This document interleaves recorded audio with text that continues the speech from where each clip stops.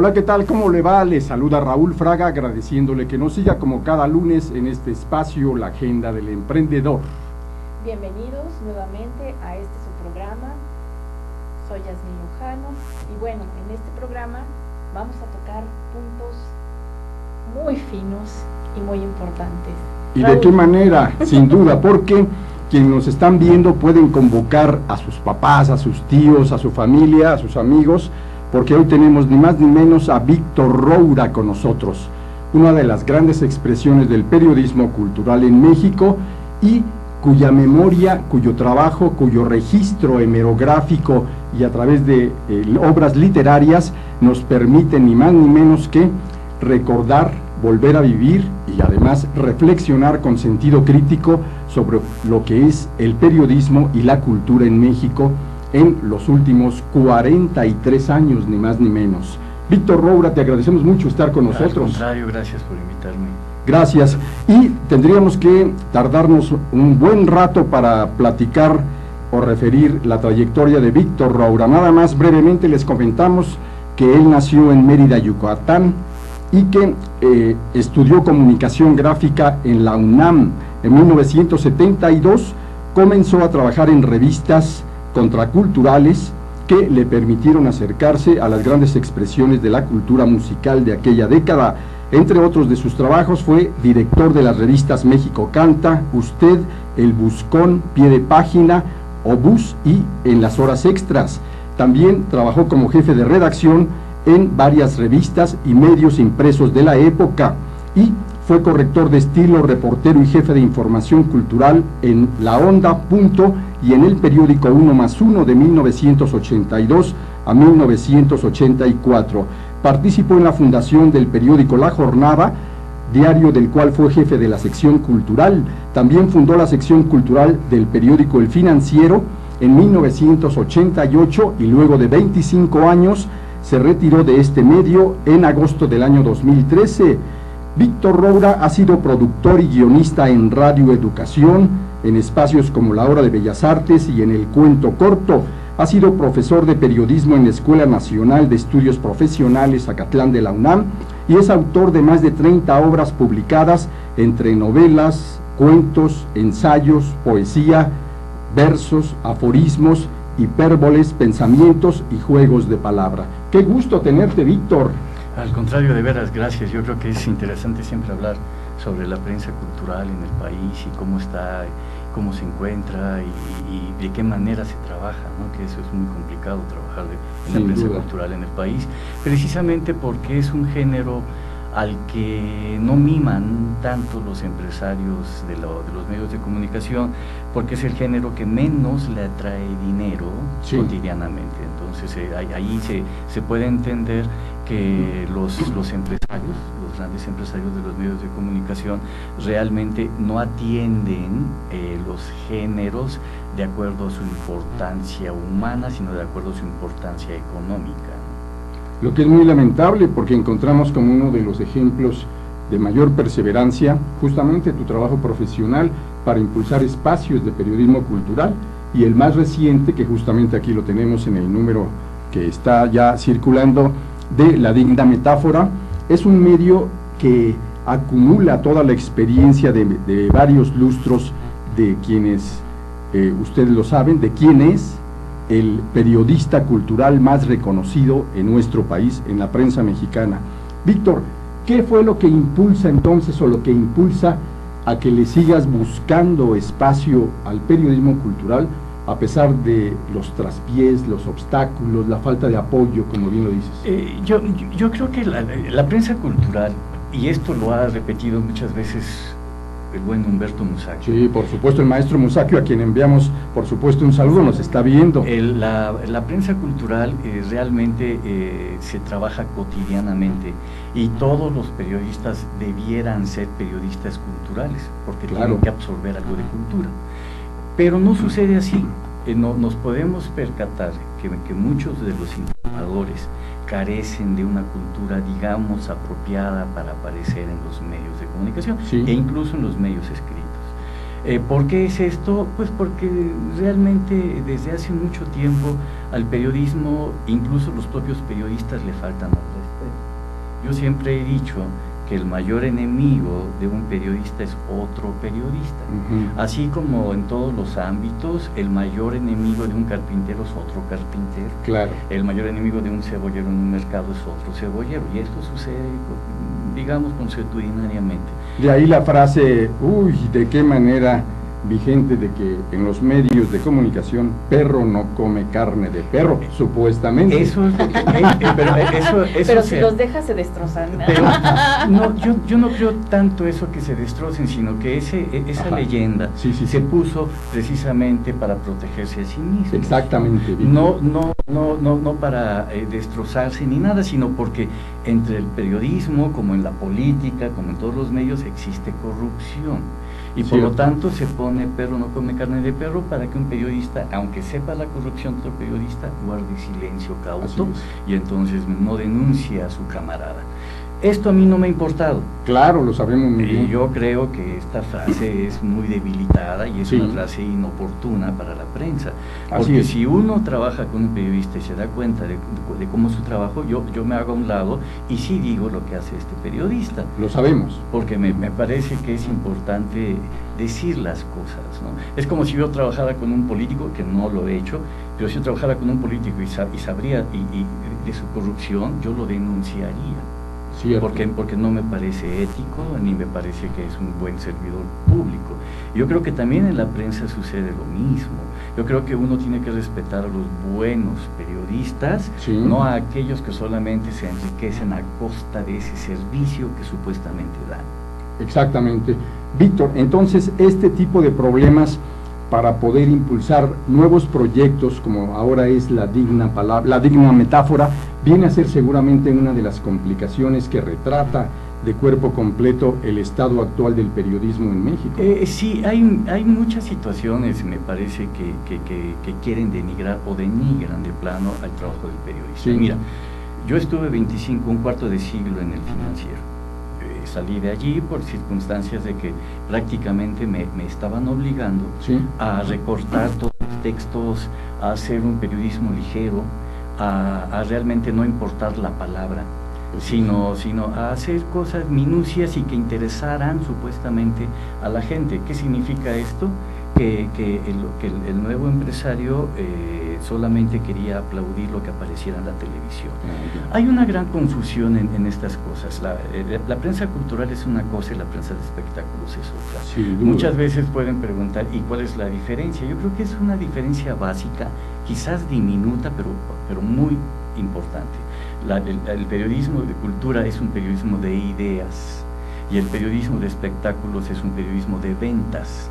Bien dicho. Entonces yo creo que a partir de allí entonces uno puede desarrollar su trabajo y las más de las veces en el periodismo de la cultura ya se está imponiendo, se está haciendo caso de este periodismo de ventas, en donde hay que hablar de las personas que venden, no de las personas que aportan ideas, y la prensa cultural es todo lo contrario. Tuviste la gran suerte de encontrar a don Rogelio Cárdenas Sarmiento, el fundador del periódico El Financiero, y después a la señora Pilar Estandía, y a Rogelio Cárdenas, su hijo. Con fortuna, sí, tienes razón, porque es muy difícil encontrar en el medio de la prensa a periodistas que realmente se muevan con honorabilidad, ¿no? Así es. Y ahí él me dijo, Roura, ven a trabajar conmigo y tú vas a ser el único intelectual del periódico. ¿Qué tal? Y la verdad, hasta su muerte en 2003, cumplió con su palabra y me dejó una total libertad para trabajar en las páginas del periódico. Así que eso es agradecible. Yo creo que uno tiene que agradecer el conocer a gente noble en esta vida, ¿no? Claro. Porque muchas veces uno se encuentra con personas que de verdad, aunque los medios aparenten digamos, progresismo, mucha de la gente que están al interior no necesariamente lo son. Por eso yo creo que hoy en día ya es un poquito difícil percatarse de lo que puede ser un periódico de izquierda o un periódico de derecha, como antes, en los 70, 80 quizás, era un poco más visible ver que un periódico era derechista y un periódico era de otro bando. Cierto. Hoy en día, en un periódico supuestamente de izquierda pueden participar gente, pero de alta derecha. Y en un periódico, digamos, considerado de derecha, puede participar gente supuestamente de izquierda.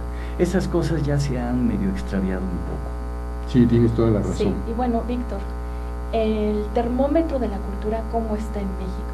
Sabemos que es se puede decir,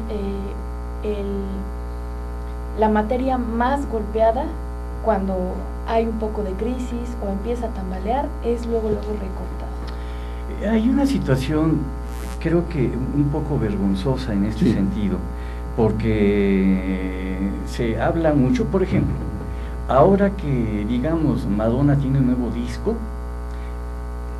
se comenta en todas partes acerca de este nuevo álbum, pero no se habla del nuevo poemario de Alberto Blanco. Se saca un nuevo disco de un grupo de adolescentes instado o producido por una televisora, y los aplauden y existen programas de chismeríos para poder hablar sobre esto, pero nadie habla de la nueva novela de Kira Galván. ¿Por qué sucede este tipo de situaciones? Yo creo precisamente por lo mismo, porque las personas que están al frente de los medios de comunicación no son muchas veces los idóneos, sino son personas y son amistades de los empresarios, y que no les importa realmente compartir un servicio de comunicación con el público, sino solamente ver de qué manera mueven su negocio. Y esto creo que ha venido a dar al traste poco a poco con la situación de la cultura, que se confunde, que lo repito, se confunde demasiado, ¿no? Claro. Que creen que la cultura, por ejemplo, es elitista porque dicen que no vende. Y lo otro, como vende mucho, entonces hay que hablar de eso, aunque sea una cosa mediana o mediocre, o que no tiene mucho sentido. Por ejemplo, Luis Miguel, hasta este momento, no tiene ningún disco memorable. No. Sin embargo, cualquier cosa que haga es aplaudido o por lo menos comentado en los canales de los medios de comunicación. Y no hay por qué hacerlo, porque no es memorable su trabajo. En cambio, digamos, no sé, puede ser un disco que salga por ahí, digamos, de Georgina Meneses, un disco que puede ser muy interesante, pero como no está metido en el ambiente de la venta, entonces no es comentado, ni siquiera, pero en ninguna línea de los medios de comunicación. O como por ejemplo que tenemos al mejor tenor, y es mexicano del mundo, y el tercer lugar también es mexicano, y es uno de los mejores, o sea, las mejores voces, y no se les da ese... Precisamente por lo mismo, porque consideran que son personas que no venden mediáticamente, ¿no? Y esto ha sido ya ridículo, pero eso sucede con mucha frecuencia. Es más, viene Ana Netrebko al país, por ejemplo, y casi no obtiene difusión. Y a pesar de que es una gran soprano, ¿no? que mueve, digamos, las masas del mundo de la música, pero como no hace escándalos, no la hacen partícipe en los noticiarios, ¿no? Y eso es verdaderamente muy triste. Ana Netrebko ha cantado con los tenores mexicanos de prestigio, y solamente alguna vez se puede hablar de Plácido Domingo, de algo, porque estuvieron en la televisión. Todo lo que causa estrépito parece ser que tiene que verse en la televisión, si no, no existe, ¿no? Es cierto, y además nos consta que este es un problema persistente a lo largo de los lustros. En 1990 fundamos Virgilio Caballero, Héctor Parker, Laura Jarque y yo la posibilidad de que los medios públicos y culturales, los sistemas estatales de radio y televisión, Radio Educación, Radio UNAM, en fin, participaran para producir y transmitir el Festival Internacional Cervantino, cosa que se logró a partir de 1991, pero el grave problema, los patrocinios el solo hecho de pagar una hora de satélite, como en esa época eran las reglas del juego tecnológico, salía en un ojo de la cara y era sumamente complicado. Sin embargo, también vale decir que en toda esta problemática, también los políticos, o fundamentalmente los políticos, tienen mucho que ver en la responsabilidad, Víctor, porque no vemos que en las plataformas político-electorales de los candidatos en las épocas de campaña les interese profundizar, reflexionar y proponer reivindicaciones para la cultura en general. Y yo creo que no lo proponen y ni están en sus programas porque realmente son desilustrados. Tienes razón. Y al ser una persona, alguien desilustrada, pues realmente no está en su mundo esa perspectiva. Y eso es muy triste, que cada vez los políticos o los que son los servidores públicos de esta nación estén totalmente desilustrados y tengan sus canales dispuestos para la industria mediática. Y esto por supuesto que es un grave problema. Sí, eso que estás diciendo, Raúl, acerca de la situación de cómo los dineros pueden son base para la difusión de la cultura. Muchas veces todas estas cosas desaparecen porque no atienden estas situaciones, pero sí atienden las medianías. Eso es muy curioso. Claro. Cómo los grandes empresarios, por ejemplo, pueden atender un programa chabacano, mediocre, y prestan su dinero para esas cosas. Y le meten toda la lana que les pidan. A mí yo me he preguntado, no sé ustedes, no sé los que nos puedan estar viendo si se han preguntado alguna vez esto lo que yo me pregunto. ¿No les dará vergüenza a algunos empresarios de grandes industrias anunciarse en revistas tan malas, semipornos, pero llenan los anuncios de esas páginas y dan el dinero puntualmente a sus amigos los empresarios, a pesar de que las revistas son de una ínfima calidad? Yo me pregunto, ¿no se lo cuestionarán ellos? ¿No se cuestionarán esto del por qué apoyan revistas tan mediocres? Seguramente no. Esa es la respuesta más probable. ¿Qué se ha hecho entonces como la alternativa para brincar o superar todo ese tipo de graves escollos y darle paso a una gran propuesta como lo es tu nuevo espacio de la digna metáfora? Gracias, Raúl, por eso de la gran propuesta. Queremos que así lo fuera, aunque fíjate que hay muchas situaciones complicadas, pero eso no nos debe de arredrar, ¿no? Por ejemplo, hay alguna gente que dice, incluyendo a la juventud, que mucha de la juventud, recuerden ustedes que no todo lo electrónico puede ser salvable. Claro. Una invención puede ser muy interesante y puede ser, de ver sus resultados y cómo se pueden montar, pero otra cosa son las consecuencias. Una de las consecuencias, por ejemplo, de la industria televisiva, de la industria televisiva, privada, ha dado al traste con el mundo de la enajenación de la ciudadanía en el mundo. Así que allí, por ejemplo, la propia tecnología no ha servido a la humanidad. Y yo creo que eso tenemos que estar muy conscientes con esto.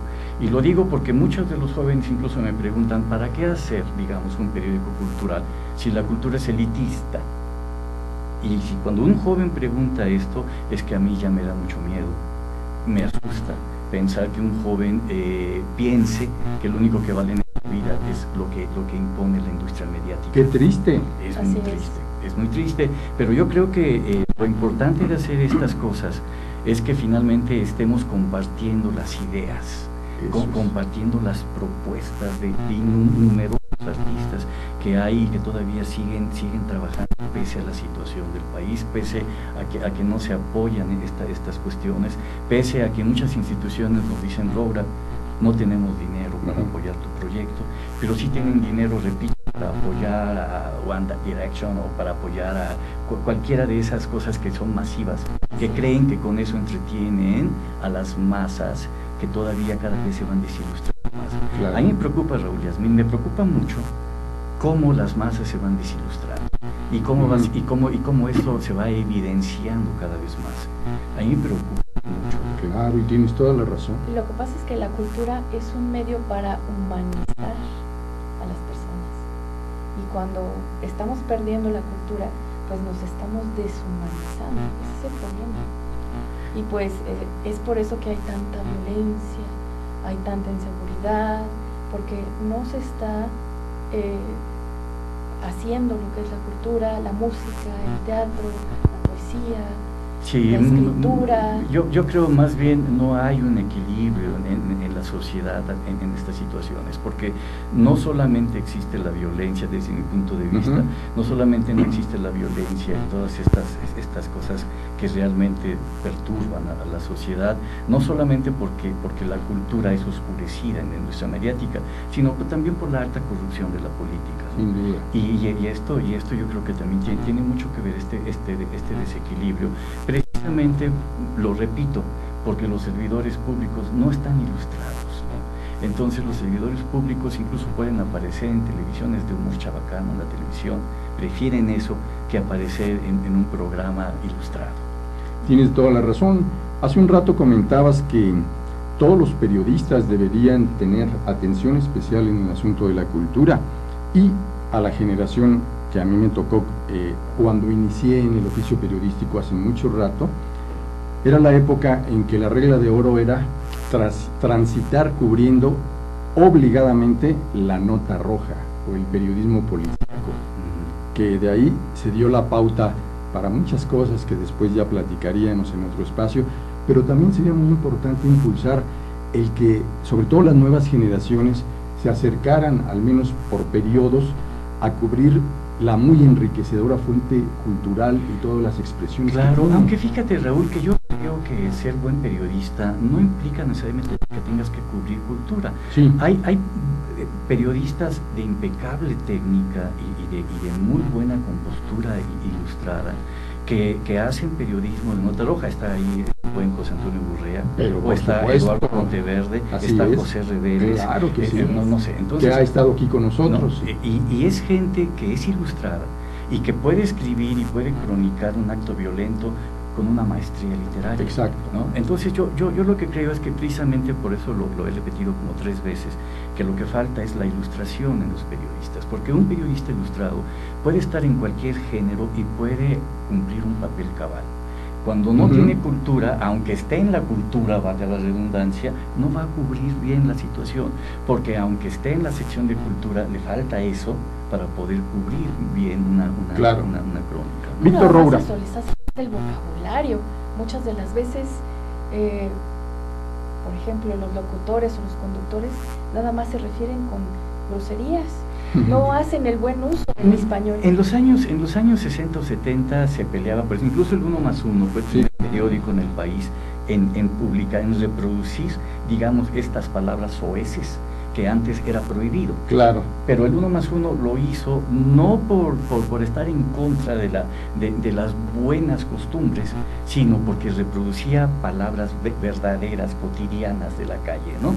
Lo malo de todo esto es que en efecto la industria mediática se ha mal aprovechado de esto, y como no tienen recursos lingüísticos, solamente hablan de esta manera, y yo a veces veo programas verdaderamente que no tienen ningún sentido, pero claro, que sí usan muchas de estas palabras, y esto es muy utilizado en algunos recursos culturales, en donde con decir un insulto la gente aplaude.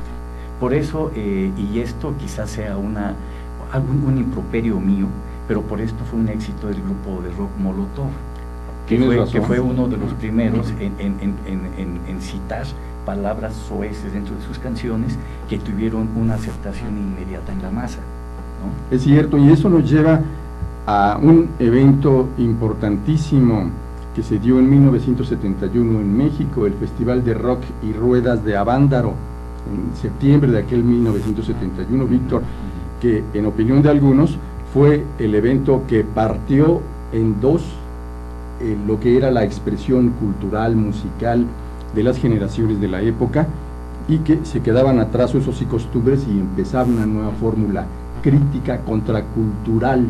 Sí, Raúl, pero recuerda que eso fue como una especie de una trampa, en donde Luis Echeverría permitió este concierto masivo por primera vez en la historia. Exacto. Pero después de los tristes resultados del 68 y de junio del 71, por supuesto, que Díaz Ordaz fue el 68, pero Echeverría fue en el 71.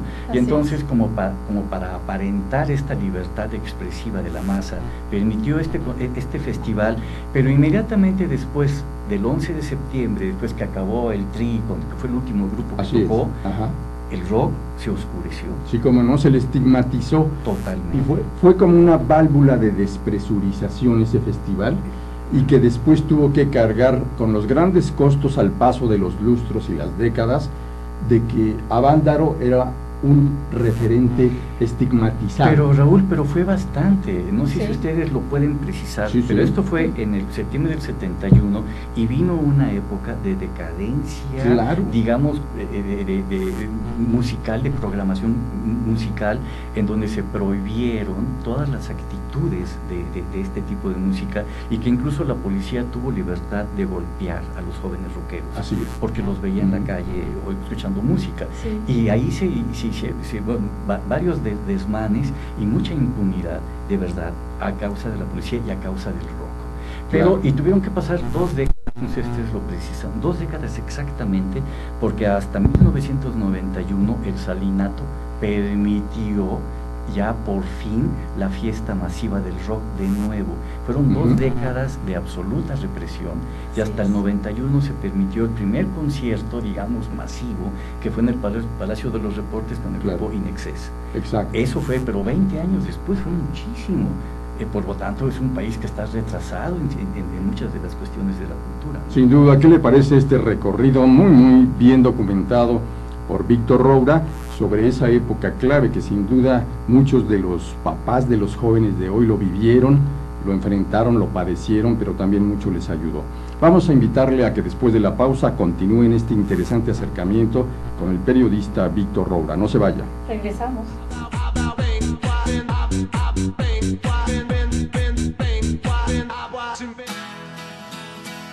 Crea tu propio negocio. Haz realidad tu proyecto. Comparte ideas para ganar dinero. Impulsa y entrena tu talento. Procura emprendimientos rentables y con futuro. Empieza hoy. Dayman, la receta del éxito. Dayman, por más de 7 décadas y con presencia en más de 9 países, se ha consolidado exitosamente como una empresa que desarrolla, fabrica y distribuye colorantes, saborizantes y productos alimenticios por excelencia. Nuestros productos abastecen a una amplia industria dedicada al manejo de alimentos micro, pequeña y de media a grande escala, ya que estos cumplen con altos estándares de calidad a nivel nacional e internacional y están elaborados para satisfacer las necesidades del mercado y gustos de nuestros consumidores. Nuestro principal objetivo es brindar un producto de calidad que nos permita mantener la lealtad de nuestros clientes y consumidores, excediendo sus expectativas de servicio. En Dayman desarrollamos la creatividad e impulsamos al máximo nuevos negocios. Dayman, proveedores de color y sabor por excelencia. Con Trujillo Betanzos y Asociados, tus proyectos están en buenas manos. Trujillo Betanzos y Asociados te ofrece servicios de fe pública en materia mercantil, asesoría legal, contable, fiscal y de negocios, litigio civil y mercantil, valuación y asesoría financiera y área académica, porque nuestros clientes son nuestros mejores amigos.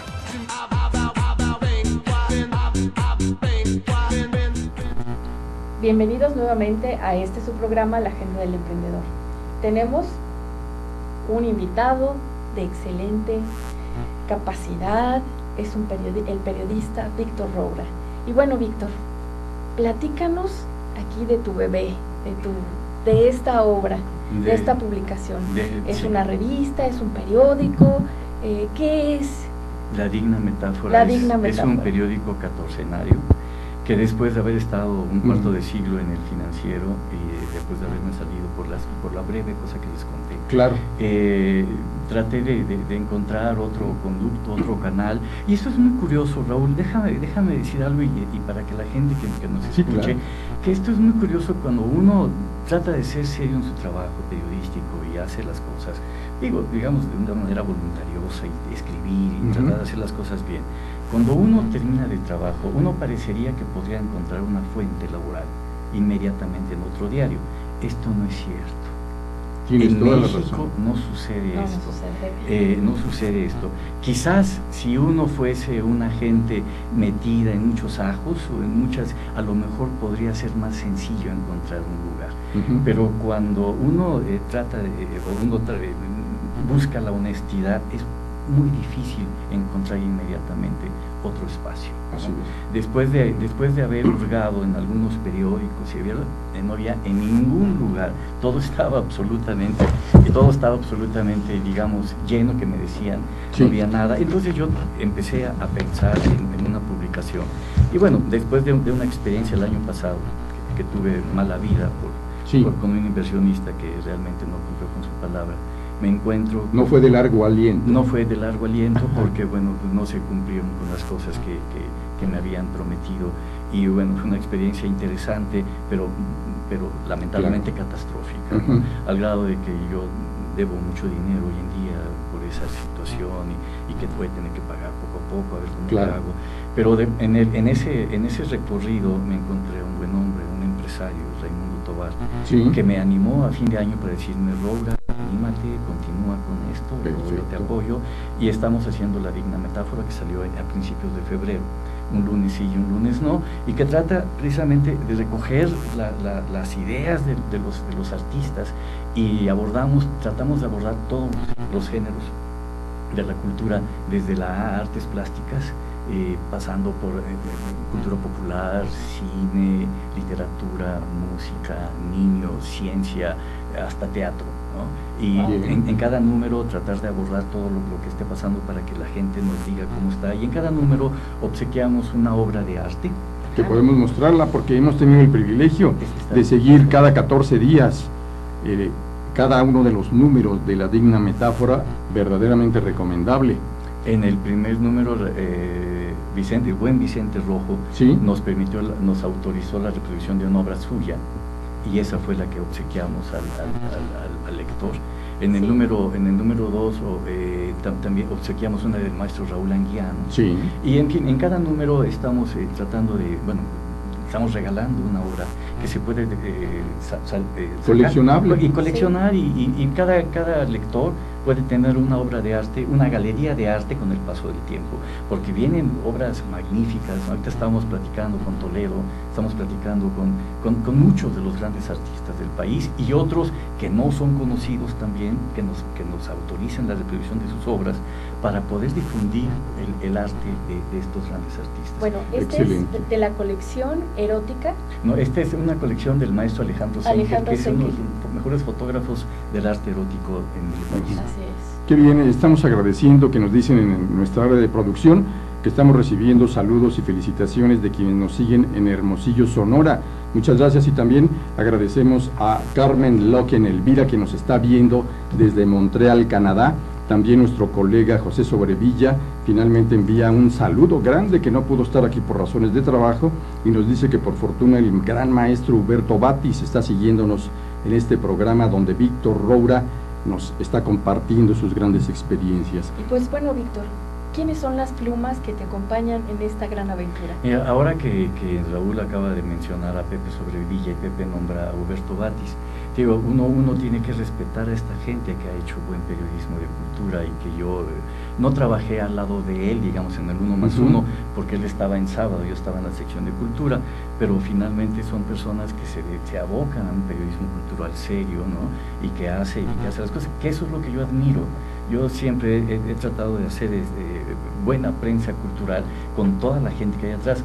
Hasta este momento participan alrededor de 60 o 70 personas haciendo La Digna Metáfora, entre fotógrafos, ilustradores, articulistas, literatos, fotógrafos, mucha gente que le interesa participar y estar aportando ideas, ¿no? Eso a mí me parece, creo que es revelador de que si hay mucha gente que está dispuesta a escribir y a decir, porque además los espacios están escaseando. Sí, así es. Cierto, también nos dicen que Carmen Cecilia es quien nos está llamando desde Hermosillo, Sonora. Muchas gracias. Y también nuestra colega periodista Elvira García envía un abrazo para Víctor Roura y le envía también un mensaje que pronto estará recibiendo su primera colaboración que ella quiere se publique en La Digna Metáfora. Magnífico, yo la estoy esperando desde hace 2 semanas, mira, pero eso está magnífico, ¿no?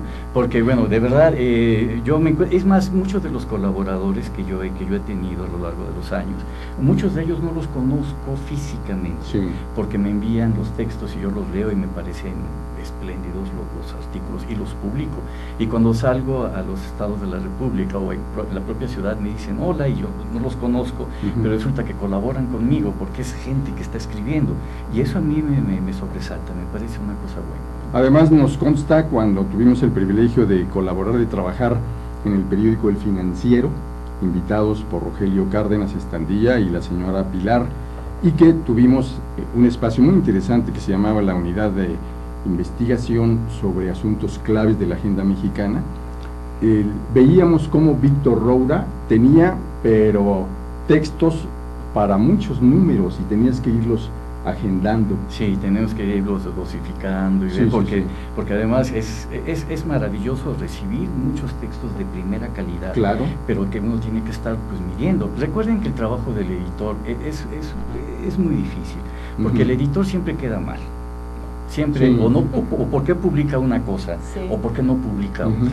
Y por eso yo siempre he dicho, siempre he pensado, porque a uno siempre le quieren corregir la plana, siempre he pensado, y una vez lo escribí, que el mejor editor es el que aún no lo es el que te está corrigiendo siempre. Bien. Y yo, bueno, pero finalmente el papel del editor es tratar de seleccionarlo lo mejor que se pueda, tratar de publicarlo lo mejor. A mí lo que me interesa del periodismo cultural es que esté bien escrito. Que a mí no saben cómo me cuido los textos, cómo me importa que la letra, que la palabra vaya en su lugar y que esté todo muy bien cuidado, ¿no? Aparte es parte del contenido. Claro. Víctor Roura, nos interesaría saber qué es cuál es la radiografía que se puede hacer de las nuevas generaciones que están estudiando la carrera de periodismo con sus diferentes nombres en las casi 400 escuelas que le imparten en el país. Tú lo conoces muy bien porque has presentado la nueva propuesta de La Digna Metáfora, por ejemplo, en la Escuela de Periodismo Carlos Septién. Sí, has recorrido varios lugares. Es lo que dije un poquito al principio. A mí me da un poco de miedo que muchos de los jóvenes entiendan que ahorita lo único que vale la pena es la plataforma digital. Sí. Y eso me lo hacen ver mucho. Me dicen, ¿para qué publica usted un periódico de papel si lo que importa ya es la plataforma digital, ¿no? Y yo digo, precisamente, porque como todo el mundo está haciendo plataforma digital, yo no lo quiero hacer. Bien. Yo quiero hacer otra cosa, porque un periódico de papel, sí, puede ser incluso ya hoy en día una artesanía.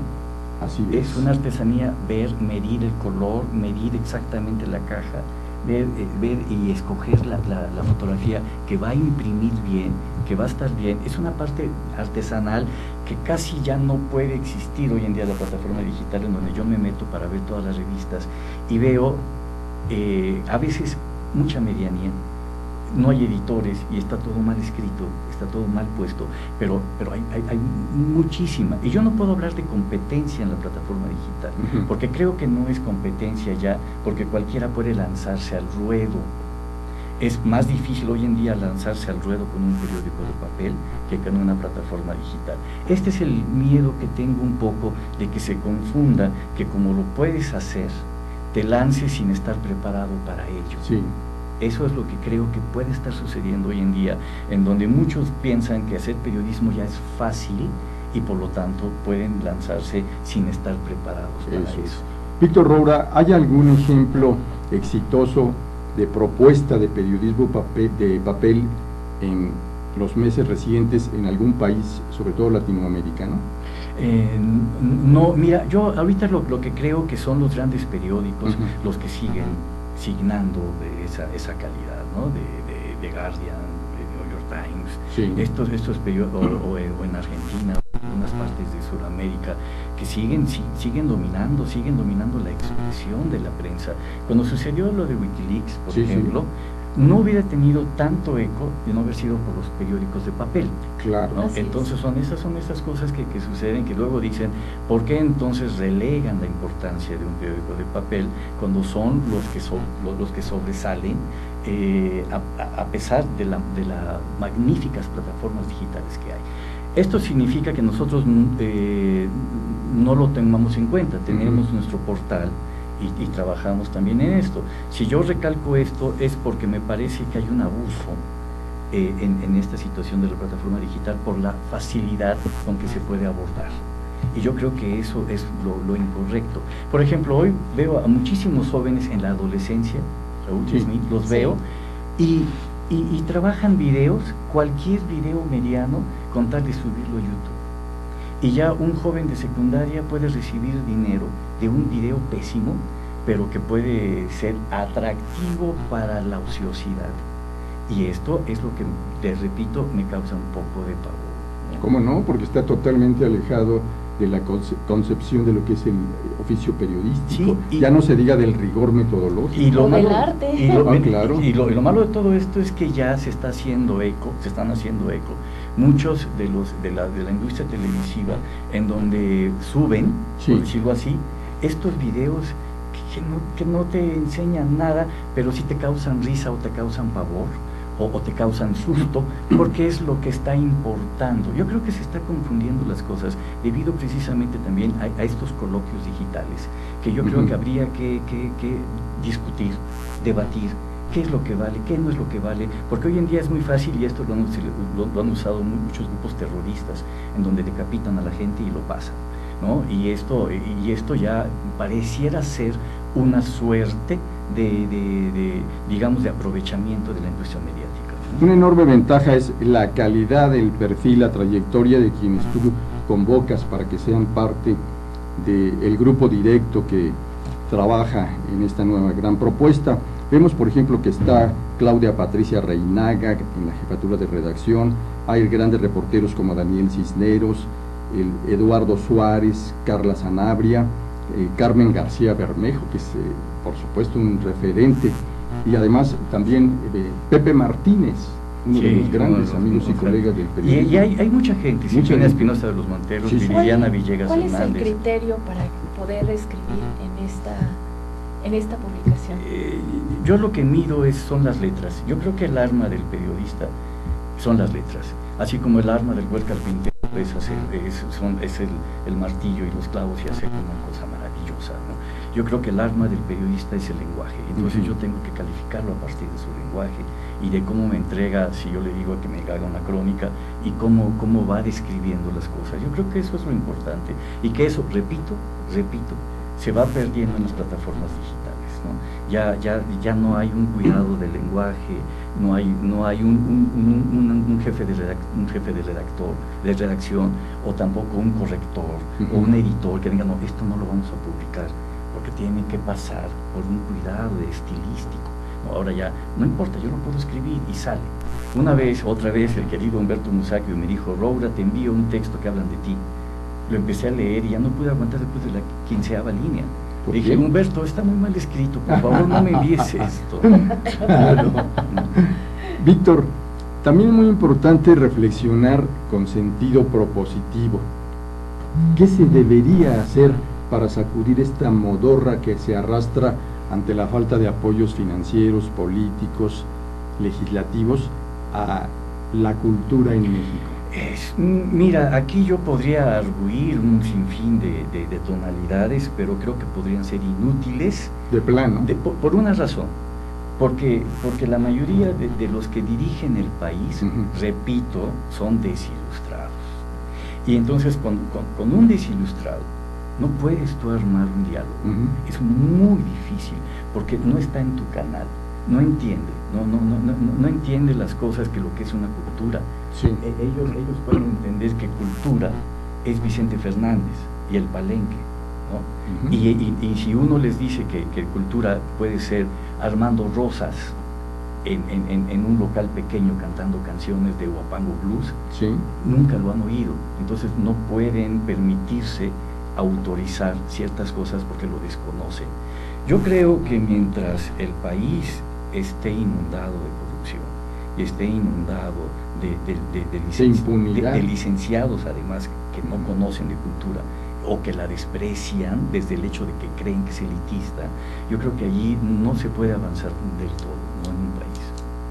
¿Cuál sería una solución para acercar a todos estos jóvenes y a todos estos desilustrados, acercarlos a lo que es la cultura?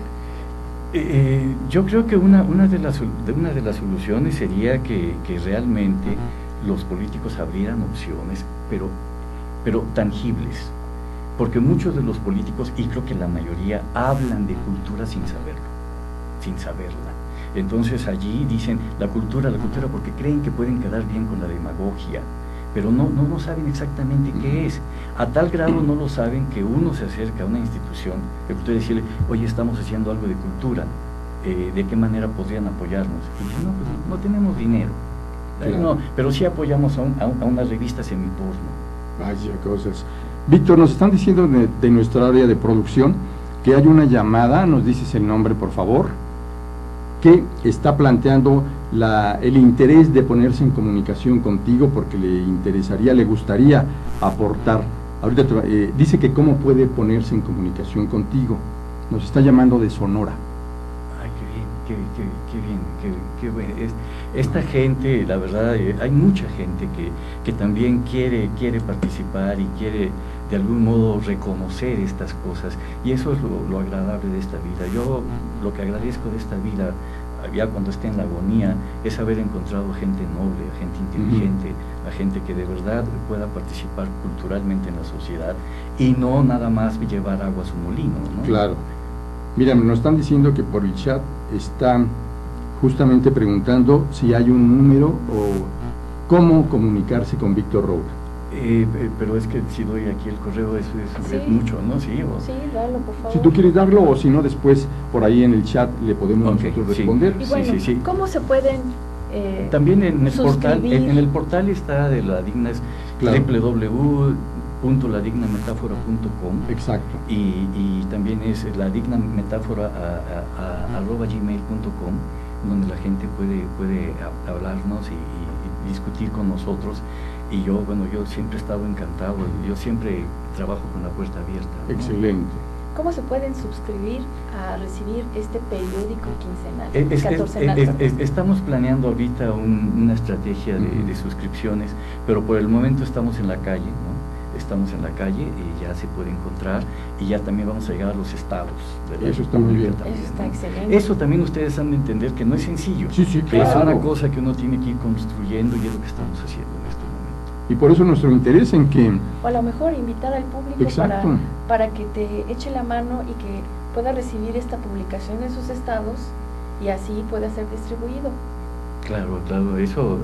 Y finalmente ahorita ya estamos llegando a algunos lugares, ya Zacatecas, o vamos a llegar a Tijuana, o Mérida, pero es que repito, no es tan sencillo. A veces yo me he encontrado con algunos distribuidores que me dicen, Roura, es que si pones en la portada a una mujer desnuda, te lo distribuimos con mucho gusto, ¿no? Cosa que yo no voy a hacer, por Claro. supuesto, ¿no? Por supuesto. Bueno, pero también hay manera artística de mostrar a la mujer, como este es el claro, caso. Sí, pero me refiero a ustedes entienden lo que quiero Sí, decir, claro. ¿no? Y que quieren que mostremos allí a una vedette o a un artista que está ahorita en la televisión, y no, eso yo no lo... Claro, lo sabemos. Víctor Roura, y también sería interesante invitar a que se reflexione por parte de los directivos de los institutos de cultura de los gobiernos de los estados, el propio Consejo Nacional para la Cultura y las Artes, y diferentes instancias, las propias autoridades educativas en el país. Fíjate que, Raúl, eso que dices es muy interesante, pero cuando uno está en la práctica, a veces uno se lleva mucha decepción. Porque, por ejemplo, yo voy a un instituto de cultura y trato de plantear la situación y todo. Dicen, pues sí nos interesa, Roura, pero tiene que ser todo gratuito porque no tenemos dinero. Te entendemos, ¿no? Entonces, todas estas cosas, bueno, ¿de qué manera se puede sobrevivir un medio, ¿no? En estas circunstancias en donde los propios protagonistas de la cultura, pues realmente tampoco muestran mucho interés en esto, ¿no? Yo veo, por ejemplo, anuncios de cuestiones de cultura, sí, en los canales de televisión, digamos, los privados, ¿no? En donde allí parece ser que no hay discusión, eso se tiene que hacer. Entonces yo creo que falta un equilibrio en las propuestas publicitarias de los departamentos. Yo creo que si incluso los Adidas, Leche Lala o quien fuera de las grandes industrias, si fuesen equilibrados, dirían, tenemos un departamento de publicidad, tenemos que equilibrar nuestra publicidad y no solamente entregárselos a Televisa o a TV Azteca, tenemos que ver cómo está el conducto para poder llegar a otra gente, pero no lo hacen, no les interesa, ¿no? Eso para ellos incluso es como una cosa que sin importancia. Tratamos de acercarnos, por ejemplo, y a ustedes les va a parecer algo insólito, tratamos de acercarnos con la Fundación Cultural Banamex. Eso es. Y dijeron que no les interesaba en lo absoluto. ¿Cómo? Son de esas cosas que uno dice, ¿cómo es posible? ¿Dónde está, aquí refiriéndose a su programa del emprendedor, dónde está el empresario de Banamex que hace su fundación de cultura, pero dice que no le interesa y cerraron la puerta? No sé si ustedes sepan que, por ejemplo, en España, Emilio Botín, el creador de Santander, sí, él le llamó a Cebrián, no sé si ustedes lo sepan, sí, claro, solamente para decirle que le gustaba su periodismo y lo apoyó económicamente sin pedirle nada a cambio. Muchos euros le dio sin pedirle nada a cambio. En México esto no sucede. No hay un banquero, digamos, que le guste el buen periodismo y que te llame y te diga, quiero apoyarte con esto porque me gusta tu trabajo y que yo estoy de acuerdo con esto. No sucede, esto es infrecuente. Desesperanzador, sobre todo en un país donde de pronto campean algunos de los personajes más acaudalados en la famosa lista de multimillonarios de Forbes. Valdría la pena que, sin tener que llegar a esas dimensiones, hubiera también quienes con visión de emprendedores, de inversionistas, se reflexionara un momento sobre la importancia y la trascendencia de apoyar esfuerzos tan grandes e importantes como el que tú representas, Víctor. Gracias, Raúl. Eso yo a veces lo pienso, no quedan en la soledad de la casa. Digo, bueno, si estamos haciendo esto, a lo mejor podemos tener el apoyo de esta fundación cultural o de esta otra fundación, y son las que primero te cierran la puerta. No nos interesa, mejor preferimos apoyar a Televisa que hacer esto y la verdad. Entonces son de esas cosas que me desconciertan, pero eso no significa que uno lo deje en el camino, ¿no? Uno va a continuar y uno está continuando haciendo esto, pero sí no deja de ser sorpresivo que estas fundaciones de cultura te desprecien, ¿no? Sí. y que apoyen otras cosas que no son tan culturales, pero que sí, porque son amigos de los empresarios. Claro. Yo siempre he dicho algo y lo he escrito. Digo, en México, por una o por otra causa, los enriquecidos siempre enriquecen a los enriquecidos. A los que aún no lo son, no les importa, ¿no? Por eso prefieren dar, por ejemplo, una fundación Telmex, Cultura de Telmex, prefiere apoyar a Shakira cuando a Shakira le sobra el dinero. Entonces son esas circunstancias contradictorias, pero que son reales, ¿no? Claro, hace pocos años, y de manera cíclica, en el gremio de los periodistas, nuestro oficio, se ha preguntado, se ha puesto sobre la mesa una interrogante: ¿por qué no hay periodistas en el quehacer legislativo como diputados para que, entendiendo la problemática que se vive en el gremio, pudieran tener oportunidad de impulsar iniciativas, discusiones, en fin? La pregunta aquí sería, ¿no sería bueno que periodistas de la cultura tuvieran al menos un espacio representados en la Cámara de Diputados o en los ámbitos legislativos de los estados? Por supuesto que sería yo creo que importante, por lo menos para poder abrir la discusión, claro, ¿no? Por lo menos para permitirla abrir. Pero repito, es como, lo podemos decir, sí, pero en la práctica es otra cosa. En México se habla mucho de teoría, Así es. Se habla mucho de teoría de mover al país, pero en la práctica, ¿cómo la mueves? Esas son dos cosas que yo creo que no se analiza como se debe, sino se habla con facilidad.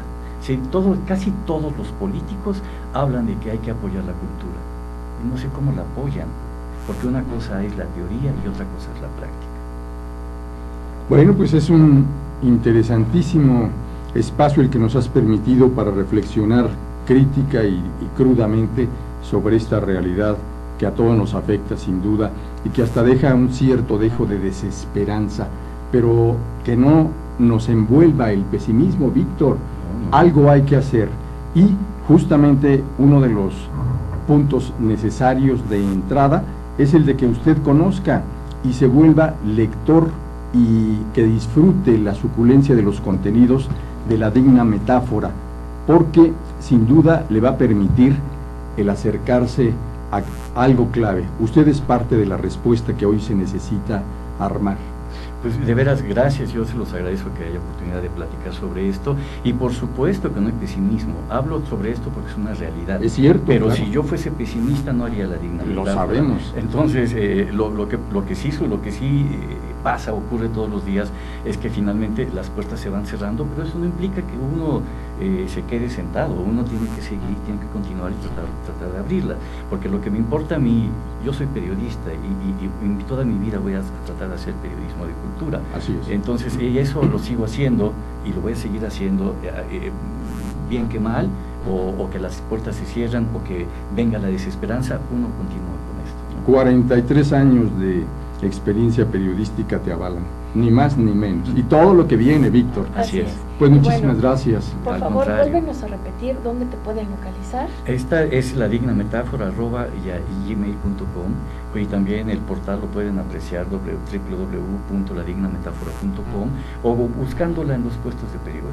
Están en las calles, Está en en los la puestos calle, de sí, periódicos, así es. vale 25 pesos y pues se van a llevar una hermosa colección artística. Casi siempre en todas las publicaciones sale En el próximo un número, regalo. lo digo pronto, Sí, es, claro. es una obra del maestro Álvaro Blancarte, Bien. un pintor de Baja California, que acaba de inaugurar su mural en la frontera entre México y Estados Unidos de más de 100 metros de extensión. ¿Qué tal? Y el maestro nos permitió la reproducción de una de sus obras. Excelente, pues muchas gracias, Al Víctor Roca. contrario, muchas gracias a usted. Y gracias a usted Muchas que nos gracias. sigue cada semana en este espacio de la Agenda del Emprendedor. Raúl Fraga le agradece.